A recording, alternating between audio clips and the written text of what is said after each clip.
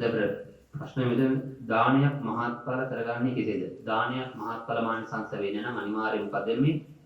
ඒ අනිවාර්යයෙන්ම හොඳට දහම අහලා තියෙන්න ඕන. එහෙම වුණොත් එයාගේ දානේ මහත්ඵල මහනිසංසය. මහත්ඵලයි මහනිසංසය කියලා කියන්නේ දැන් අපි කියනවානේ මහත්ඵල මහනිසංස. ඒ කියන්නේ මහත්ඵලය මොකද්ද? සෝවාන්, සකදාගාමි, අනාගාමි ඵල ඔච්චරයි තියෙන්නේ.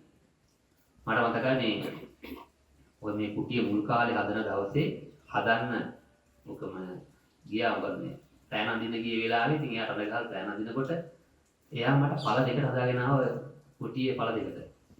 මොකද පළ දෙකට හරියන්නේ නැහැ කියලා ගැලපෙන්නේ නැහැ. ඉතින් පළ දෙක. එයා මට කිව්ව වචන වදන. ඉතින් හාමුදුරනේ ශාසනය කියන්නේ පළ නැහැනේ. බලන්න එයාගේ ඔය ඒ කාලේ මම එයා ඒ වෙලේ මම එයා ඉතින් අයින් කරගත්තා මෙයාගේ ඇඳලා වැඩිකුත්.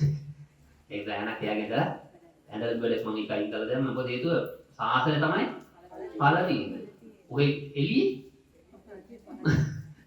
මෙලෝ ඵලයක් නැහැ නේ. ඉතින් බලන්න ඒගොල්ලන්ගේ මයින්ඩ් එක කොහොමද හදාගෙන තියෙන්නේ කියලා. ඒ කියන්නේ හදලා තියෙන්නේ ශාසනය කියන්නේ ඵල නැහැ. ඒ නිසා නිකන් ඔය ගෙවුවම ඇති අට්ටාලේ වගේ. ශාසනය තමයි නම් ඵල හතරට ගහන්නේ අයවල මේකේ තමයි සෝවාන් ඵලේ, සකදාගාමී ඵලේ, අනාගාමී අරිහත් ඵලේ කියන ඵල තියෙන්නේ. ඒතරට මහත්ඵල මහානිසංස කියලා කියන්නේ ඵලය මොකද්ද? මහත්ඵලයි මහානිසංසයි. ඒ කියන්නේ ඵලය හීන වෙන්නේ නැහැ.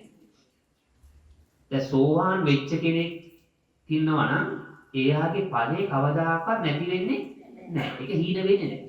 ඵලේ මහත් වෙනවා. එයා අනිච්ච දුක්ඛ අනාත්ම මොහොතක් හරි වඩනකොට මොකද වෙන්නේ? සකදාගාමී මාර්ගයේ වැඩෙනවා.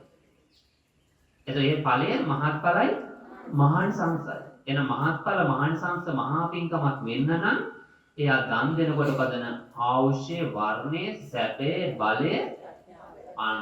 දැන් ප්‍රඥාව කිව්වම ගලපගන්නේ කොහොමද? දැන් ප්‍රඥාව දැන් ඕන සමන අර වැඩියට ප්‍රඥාව තියෙනවා කියලා තියෙනවා. අර පොඩි දිහට ප්‍රඥාව තියෙන කෙනෙක් මේ පොඩි සිවුම් කාරණේ ඔළුවක් තියෙන හොඳ ප්‍රඥාවක් තියෙන කෙනෙක් කියනවනේ. මොකද උදේ මෙතන තියෙන්නේ ආවශ්‍ය වර්ණයේ සැපේ බලේ ප්‍රතිබහන නුවණ. ප්‍රතිබහන නුවණ කියලා කියන්නේ අපි පටි 10කින් බැලලා තියෙන්නේ. මොකද්ද පටි 10?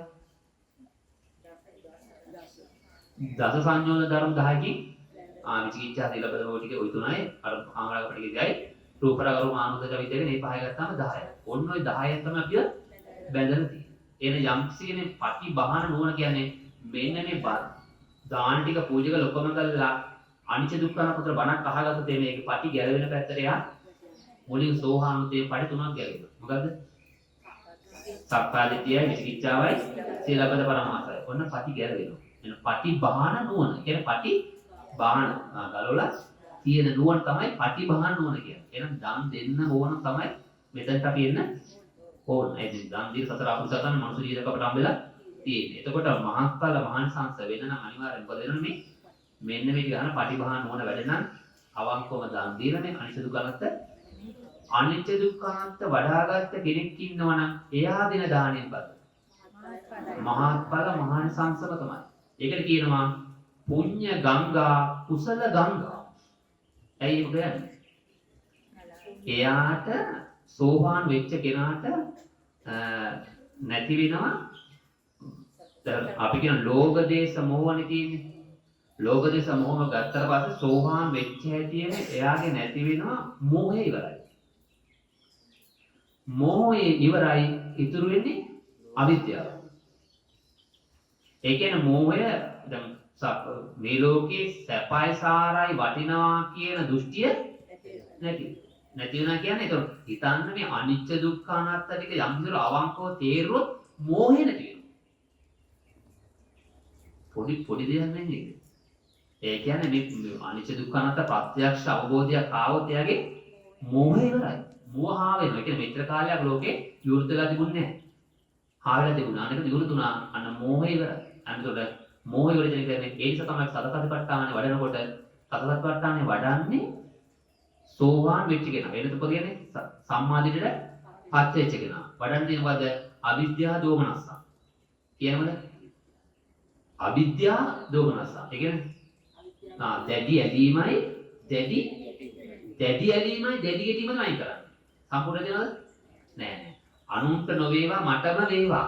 ඒක මොකද වෙන්නේ? ඒක තමයි කැඩෙන්නේ. එතකොට මොකද වෙන්නේ? ඒක කියන්නේ මෝහයක් තමයි කියන්නේ. ඇයි? අන්න අවිද්‍යාව නිසා තමයි මේකේ ඉන්නේ. මෝහය අනිත්‍ය දුක්ඛ අනාත්ම ප්‍රත්‍යක්ෂ වෙච්ච එකේ මෝහය ඉවරයි. අයින්. ඊට පස්සේ තමයි අවිද්‍යාවෙන් රහත් වෙනවා තමයි නැති වෙන්නේ. ඒ මෝහය නැති වුණාට විසාක ධර්ම වල පදාගෙන ඥාන වාහන ලොකු තියෙන මේ කොහොමද? අන්න මේ අවිද්‍යාවෙන් අයින් වෙලා නෑ. මෝහයේ තියෙන උදාහරණයක් මෝහයේ තියෙන බරම කොටස ඉවරයි කියලා ගන්නත් පුළුවන්. ඉතින් උඩ අවිද්‍යාව ගන්නත් පුළුවන්. නමුත් මෝහය කියන එක මුලා වෙන ගැටි ඉවරයි. එයි ආය කවදාකවත් මේ රූපයක් තුල සැප දිනවා කියලා හිතන්නේ නෑ. ශබ්ද තුල සැප දිනවා හිතන්නේ නෑ. අන්න නිසා දානයක් මහත්ඵල මානසංශ වෙනවා. එහෙම කරගත්තොත් නැත්නම් එයා දාන දෙනකොට අවංක චේතනාවේ මේක දෙනවා නම් බොදෙන්නේ. මට ඊළඟ කුරාල පෙර ආත්ම වල නම් කතා නෙමෙයි. දෙකින් දානන්සයි මට උතු ධර්මාභෝධයෙන් සංසෙන්න ලැබේවා නිවන් සුව ලැබේවා ප්‍රාර්ථනා කරලා බොදෙන්නේ. එයාට ඒ මට්ටමින් මේක තේරෙයි. ධර්මතාව අවබෝධ කෙනෙක් නැති කෙනෙකුට නිවන් සුව විවරණ තේරෙන්නේ නෑ. එයායි දන්නේ නිවන කොට ලැබෙන සුවය. රාග දේශ මොහොන කොට ලැබෙන සුවය දන්නේ අන්න එයා. එතකොට දානයක් මේ දීම තුල එයාට ඒ කියන්නා වූ කාරණා පංචවිධ කාරණා පහම තියෙනවා. හැබැයි එයා දාන දෙවිය ඔහි ඉතර වැඩක් නෑ. බණ ටික ආන පටිභාන නොවන ආශය තියෙන හරිනේ. ආශය වර්ණය. මොකද්ද වර්ණය?